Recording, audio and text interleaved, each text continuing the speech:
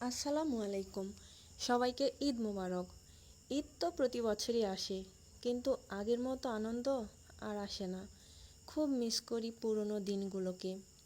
ছোটবেলায় দেখতাম মা খুব সকালে উঠত, আর উঠেই প্রথমে লাচ্চা, ফিরনি, বিভিন্ন ধরনের মিষ্টি আইটেম রেডি করত। তারপর আমাদেরকে গোসল করিয়ে দিত। গোসল করানোর পর নতুন জামা কাপড় পরিয়ে দিত। আমরা অনেক আনন্দে ঈদগাঁও মাঠে যাওয়ার জন্য তৈরি হয়ে যেতাম।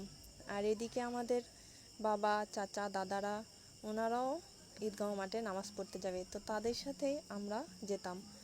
যাওয়ার আগে বাবা, দাদা, চাচা ওনারা আমাদেরকে ঈদ সালামি দিত। তখন তো আগে মনে আছে এখনও, আমার বাবা দিত 10 টাকা করে, চাচারাও দিত 10 টাকা করে, আর দাদা দিত 2 টাকা করে। একদম কচকচে নোট। তো এইটা পেয়ে আমরা খুব খুশি হয়ে যেতাম। তারপর আমরা একসাথে ঈদগাঁও মাঠে যেতাম। যাওয়ার পরে ওখানে অনেক খাওয়ার জিনিস খেতাম, অনেক খেলনা কিনতাম। আর এইদিকে আমাদের বাবা, দাদা ওনারা নামাজ পড়ায় যখন বের হতো, একসাথে আবার বাড়িতে চলে আসতাম। তারপরে সবাই খাওয়া দাওয়া করে আবার গরু নিয়ে বের হতো, গরু জবাই করবে।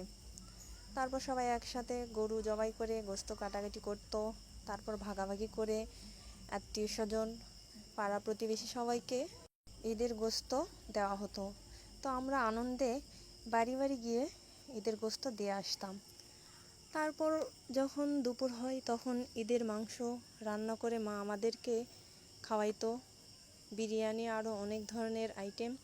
খাওয়া দাওয়া হয়ে গেলে তারপর আমরা বিকেলে সবাই একসাথে দল বেঁধে বের হতাম বেড়াতে। তারপর একসাথে অনেক ঘোরাঘুরি করতাম, ফুচকা খেতাম, চটপটি খেতাম। খাওয়ার পরে আবার যখন সন্ধ্যা হয়ে আসে তখন বাড়িতে ফিরে আসতাম। সেই পুরনো দিনগুলো এখনও অনেক মনে পড়ে, কিন্তু মনে পড়ে তো আর কোনোই লাভ নেই। সেই দিনগুলো কি আর ফিরে পাওয়া যাবে? যাবে না।